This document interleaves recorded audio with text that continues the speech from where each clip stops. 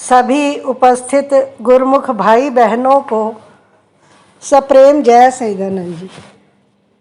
आप सभी गुरु के प्यारों के हृदय मंदिर में विराजमान हमारे श्री परमहंस दयाल जी महाराज जी के पावन श्री चरणारविंदों में इस दासी का श्रद्धा युक्त नमन स्वीकार हो। श्री परमहंस गुरुदेव जी निराकार साकार, जिनकी पद नख ज्योति से आलोकित संसार, परम पुरुष पूरन धनी आनंद घन सुख रूप, सर्वारंभ में पूजिए पावन चरण अनूप, सर्वारंभ में पूजिए सतगुरु चरण अनूप। बोलो जयकारा, बोल मेरे श्री गुरु महाराज की जय। विचारवान गुरुमुख भाई बहनों, हम पिछले कल से गुरुमुख के लक्षणों के बारे में विचार कर रहे थे। गुरुमुख का पहला लक्षण सबके प्रति उदार भाव, प्रेम भाव, निर्मल निश्चल प्यार होना चाहिए। जब हम सबके प्रति प्रेम भाव रखते हैं तो सबसे पहले नफरत, कड़वाहट, घृणा, ईर्ष्या, द्वेष, ये सारे रोग हमसे विदा हो जाते हैं, दिल से विदा हो जाते हैं। हमारा हृदय प्रेम से जब परिपूर्ण होता है तो हृदय प्रफुल्लित रहता है। सबके प्रति प्रेम भाव रहेगा तो सबकी अंतरात्मा में उसी परम पिता परमात्मा की नूरी ज्योत के दर्शन हम कर सकते हैं। और ये दोनों चीज़ें एक दूसरे के पूरक हैं। हम सब में परमात्मा को देखते हैं तो परमात्मा के साथ प्यार करते हैं, इसलिए सामने वाले के भीतर परमात्मा को देखकर उससे प्यार करना है, जैसे हम अपने परमात्मा से प्यार करते हैं, जैसे हम अपने इष्ट देव से प्यार करते हैं।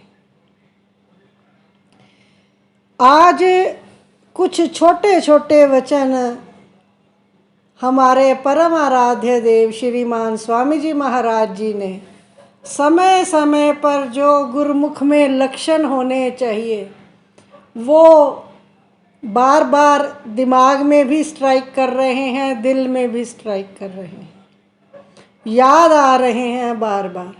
महापुरुषों के वचन जब जब हमें याद आते हैं, उन पर मनन करके, उन पर चिंतन करके, जब हम अपने भीतर उन अच्छाइयों को रोपित करते हैं, वो बीज बन के अंकुरित होते हैं तो हमारा जीवन पुष्पित और पल्लवित होता है। स्वामी जी महाराज जी एक बार बड़े ही मौज में बैठे हुए, एकांत में, ज़्यादा नहीं थे, हम थे, स्वामी जी महाराज जी थे, पूजनीय महात्मा जी भक्त वेश में, एक दो सेवादार और थे। स्वामी जी महाराज जी ने फरमाया कि बेटा, दुख और सुख में, हर्ष और शोक में सदा सम रहना है, बराबर रहना है। दुख में ज़्यादा दुखी नहीं होना और सुख आ जाए, खुशी आ जाए तो बहुत नाचने नहीं लग जाना। जो धीरज को धारण करता है वो दुख में धीरज को धारण करता है और सुख में मालिक का शुक्राना करता है। गुरबाणी में भी बार बार ये वचन आता है कि सुख वेले शुक्राना, दुख वेले अरदास, हर वेले सिमरन। स्वामी जी महाराज जी ने फरमाया कि प्रकृति में प्रत्येक पक्ष के दो पहलू विद्यमान हैं। सुख है तो उसका दूसरा पहलू दुख है। एक तरफ हर्ष है तो दूसरा पहलू शोक है। एक तरफ लाभ है तो दूसरा पहलू हानि है। जैसा भी समय आए, अनुकूल आए प्रतिकूल आए, समान रहना है, चित्त को स्थिर रखना है।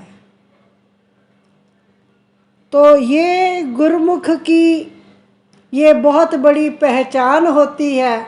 जरा सा दुख आ जाए तो हाय हाय हाय करने लग जाते हैं, और जब खुशी आती है तो भी अपने से बाहर हो जाते हैं। ना हमसे खुशी संभालने में आती है, ना हमसे दुख संभालने में आता है। सुख और दुख दोनों अवस्थाओं को एक समान करके जानना गुरुमुख के लिए अति अनिवार्य है।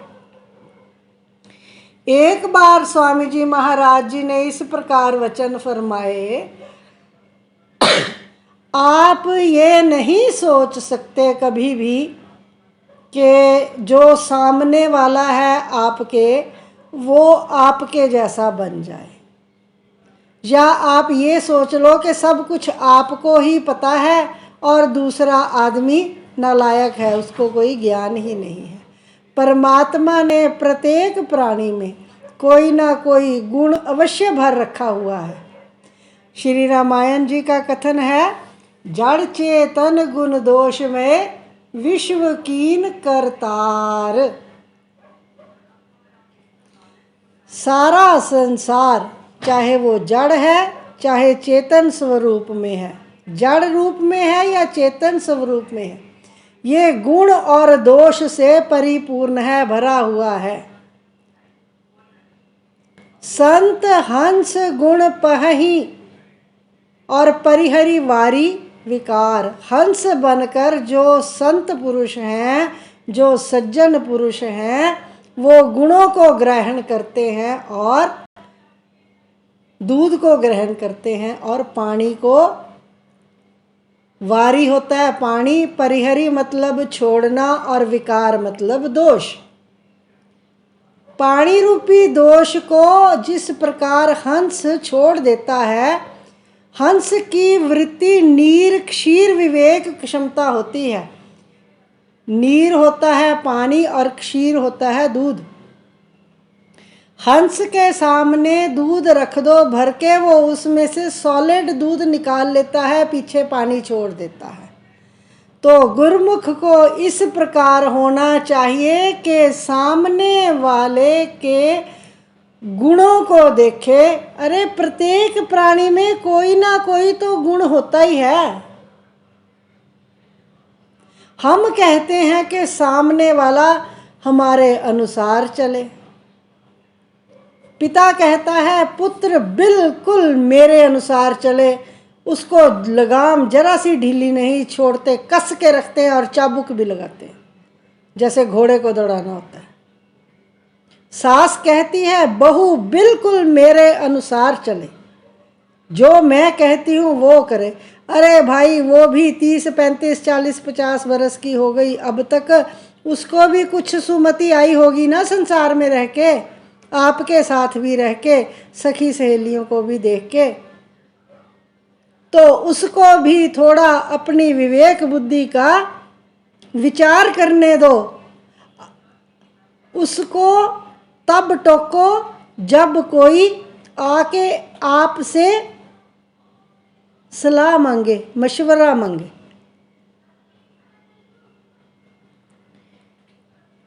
ये कहना बिल्कुल गलत है कि हर कोई व्यक्ति मेरे अनुसार चले।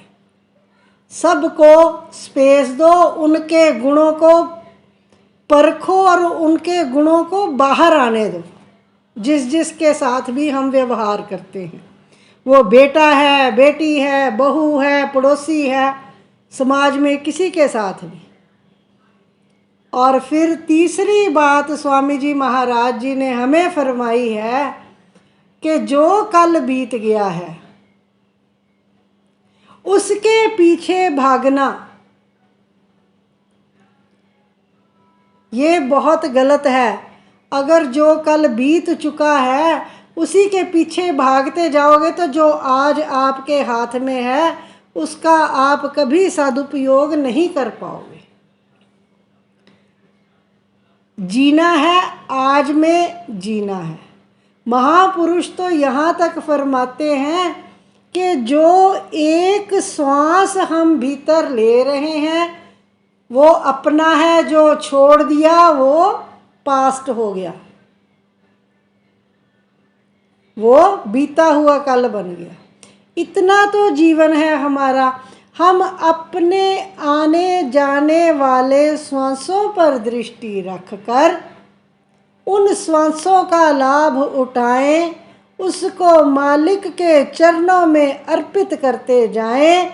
जब आनंद के कोश अपने इष्ट देव के चरणों में अपने श्वास समर्पित करेंगे तो हमें उनसे आनंद की, खुशी की प्राप्ति होगी। अगर हम अपने इन श्वासों में संसार का चिंतन, दूसरों की बुराइयों का चिंतन, दूसरों की गलतियों का चिंतन यही करते रहेंगे तो हमारे भीतर भी जो चिंतन करना है वही हमारे भीतर भर जाना है। जैसी विचारधारा हम रखेंगे, अगर हम किसी के प्रति कलुषित विचार रखेंगे तो हमारा मन कलुषित हो जाएगा, काला हो जाएगा। विचार करना है एक एक बात को। ये स्वामी जी के वचन हम आपको सुना रहे हैं, आप स्वयं के भीतर स्वयं देखिए कि क्या इनमें से कोई सद्गुण हम में है। अगर ये सद्गुण है तो हम बड़े भाग्यशाली हैं, हम अपने गुरुदेव के प्यारे हैं। और अगर ये गुण नहीं है और हमें सत्संग में विचारणीय बताए जा रहे हैं तो हमने इन गुणों को अपने व्यवहार में लाना है, अपने व्यक्तित्व में इनका कल्टीवेशन करना है, अपने व्यक्तित्व को निखारना है। अब एक और विचार स्वामी जी ने हमारे आगे रखा था कि हम सोचते हैं कि फलां हमारे बारे में क्या सोच रहा होगा, ये दूसरा आदमी मेरे बारे में क्या भला बुरा कह रहा होगा। हम ये सोचते हैं और उसके विचारों की नेगेटिविटी अपने भीतर भर लेते हैं। अपनी खुशी हमारी जो है, जो हमारे हाथ में होनी चाहिए, वो खुशी हम दूसरे के हाथ में दे देते हैं कि फलां आदमी मेरे बारे में बुरा विचार रखता है। हम उसको, उसके अनुसार जो बुराई हमारे भीतर है, हम उसको निकालने में लग जाते हैं। उसको हमने क्या प्रूव करना है दूसरे आदमी को, अगर कोई हमें बुरा मानता है तो। बुराइयां तो पीठ पीछे सबकी हुआ करती हैं, कोई ऐसा नहीं है जिसकी कोई बुराई नहीं करता संसार में। तो हमने अपने इष्ट देव, अपने महाप्रभु के बताए हुए वचनों के अनुसार अपने जीवन को बनाना है, उनके अनुरूप जीवन को बनाना है। हमने ऐसा बनना है कि हम गुरुदेव के सामने जाएं तो गुरुदेव हमें देखते ही रह जाए, वो प्रसन्न हो जाए कि मेरी रूह आई है, कितनी साफ होके आई है, कितना परिश्रम करके आई है। हम बहुत छोटे थे, शायद दूसरी या तीसरी बार हम श्री दर्शनों के लिए गए थे। हमारे माता जी हुआ करते थे भाइयाँ बाई जी, अली मोहल्ले की कुटिया में, बहुत पुरानी बात है। और हम दर्शनों पे गए तो हमने कहा, पंचम पातशाह सतगुरुदेव जी का टाइम था, हमने कहा कि हमने जब मत्था टेकने गए गुरु महाराज जी ने तो हमसे बात ही नहीं की। हम तो लगे आके माता जी के पास रोने, बड़ा रोए बड़ा रोए बड़ा रोए कि भाई गुरु महाराज जी ने हमारे साथ तो बात ही नहीं की। तब उन्होंने हमें बड़े प्रेम से समझाया कि नाम जपते जपते गुरु महाराज जी के चरणों में जाया करते हैं।